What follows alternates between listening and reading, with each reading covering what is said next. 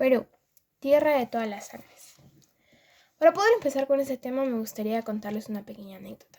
Cuando era pequeña y tenía aproximadamente 6 años, sufrí discriminación por un grupo de compañeros en el colegio. A la hora del recreo me quería juntar con ellas para jugar. Éramos niñas, ¿no? Pero me decían, las niñas como tú, morenitas, no pueden estar con nosotras. Y eso no solo me lo hacían a mí, sino también a mi mejor amiga. Nunca lo comentamos con los profesores ni nuestros padres. Por eso nos hacía sentir muy mal. Apenas éramos unas niñas.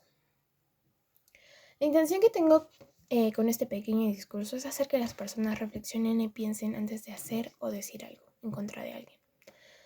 Porque en mi situación, aunque era muy pequeña, me afectó demasiado.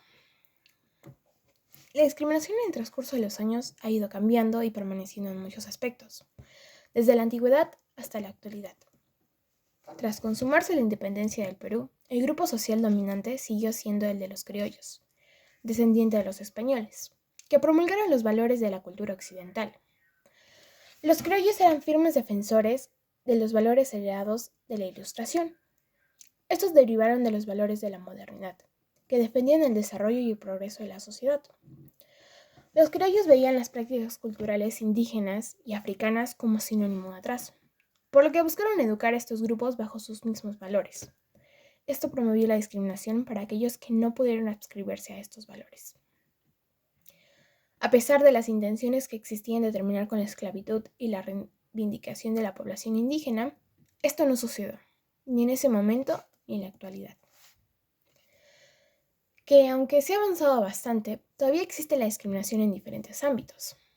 Perú es un país muy diverso y lleno de muchas culturas. Sin embargo, los actos de discriminación son muy elevados. La discriminación es un acto de tratar diferente a otras personas y apartarla del resto de la sociedad por sus diferencias raciales, étnicas, sexuales, de procedencia o entre otras. El problema radica en que la sociedad peruana todavía no se acepta como megadiverso. Aún hay un grupo de personas que creen tener mayores derechos sobre los demás por sus rasgos físicos o por su posición económica más elevada que la de los demás. Esta discriminación y desigualdad social se origina desde la invasión y la conquista por parte de los españoles. Hoy en día, cometer un acto de discriminación es un delito, estipulado en las leyes. Hoy en día, etnias indígenas son reconocidas como ciudadanos. Todos los ciudadanos, incluyendo los pobladores indígenas, cuentan con los mismos derechos.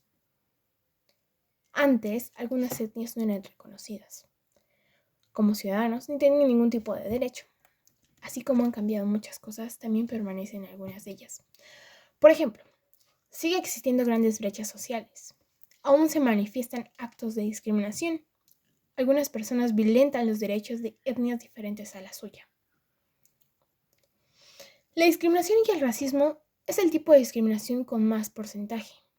La discriminación racial se produce cuando alguien tiene odio a otra persona o grupo de personas por el hecho de tener cualidades o características distintas, como el idioma, el color de la piel, las costumbres o lugar de procedencia. El Día Internacional de la Eliminación de la Discriminación Racial nos recuerda la importancia de acabar con el racismo y respetar a las otras personas. La discriminación es una práctica que debemos rechazar porque implica el retroceso en el proceso evolutivo de la sociedad, ya que contribuye al financiamiento de la pobreza y la desigualdad que impera en nuestro país desde la época colonial. Por el racismo de los españoles, claro. Las personas que más sufren la discriminación son los afrodescendientes, los campesinos, miembros de las comunidades aborígenas, comunidad LGTB, las mujeres y las niñas. La discriminación en nuestra sociedad es una práctica que aún en la actualidad permanece intacta, puesto que se ha perpetuado como un comportamiento aceptable y normal, a tal punto que es un factor prácticamente heredado de una generación a otra. En la actualidad hay una gran cantidad de personas que toman la discriminación como un acto normal. Es más, si la persona discriminada demuestra que lo que le dijeron le afectó de alguna manera, algunos de los espectadores le dicen, tienes que tener más correa o tienes que ser más fuerte, aprende a aceptar las bromas. Y es aquí donde nos damos cuenta que la inclusión social verdadera toma lugar cuando absolutamente todos los miembros de la comunidad pueden vivir en armonía, en un mismo lugar. Es decir, que la inclusión en nuestro país se dará cuando aceptemos a los miembros de diferentes partes del Perú como ciudadanas y ciudadanos. Para vivir en armonía es necesaria la formación de una ciudadanía intercultural, que hace referencia a ciudadanos y ciudadanas que asumen la diversidad cultural en forma positiva, respetando y valorando todas las culturas, etnias y grupos culturales que conviven en un territorio, desarrollando diálogos horizontales y relaciones armoniosas. Es necesario conocernos unos a otros y desarrollar la capacidad de poder reconocernos. Tenemos que ser capaces de dialogar y llegar a un consenso. Solo así podremos sentirnos parte de un mismo Perú. Ahora veamos un ejemplo de lo que suele suceder. En este caso, la entrenadora de natación conversa con su asistente acerca de elegir entre dos nadadoras, a la deportista que representa a la academia en un campeonato de natación distrital. Ambas tienen igual promedio, pero el asistente sugiere elegir a la señorita Julia, ya que es más alta y su rendimiento será mejor, según lo que nos comenta. Yo creo que no sería correcto elegir a alguien por sus características físicas, ya que la estatura no es un determinante que directamente influye en la capacidad física de las personas.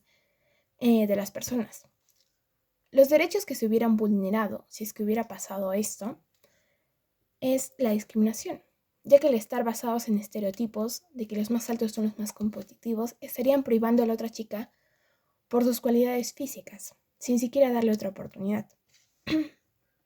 Podemos aportar a la consolidación de la cultura de inclusión desde el rol de sujeto histórico, llevando a cabo las siguientes acciones. Ser portavoces de la importancia de fundamentar nuestras relaciones en la tolerancia, el respeto y la inclusión en el ámbito familiar, educativo y laboral.